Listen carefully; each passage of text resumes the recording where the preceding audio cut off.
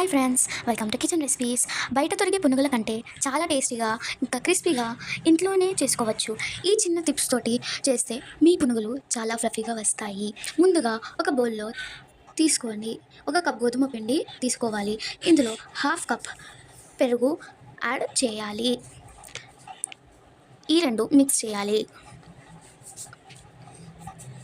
ఇందులో ఒక స్పూన్ జీలకర్ర వేసి కొంచెం కొంచెంగా నీళ్లు యాడ్ చేస్తూ పిండిని ఈ కన్సిస్టెన్సీలో కలుపుకోవాలి.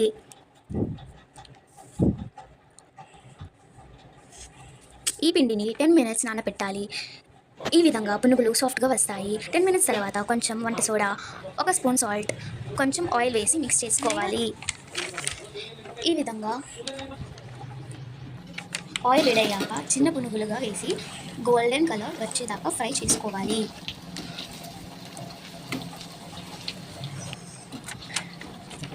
అంతే, క్రిస్పీ పునుగులు రెడీ. చట్నీతో తింటే చాలా బాగుంటాయి. మీరు కూడా ట్రై చేసి ఎలా ఉందో కామెంట్లో చెప్పండి.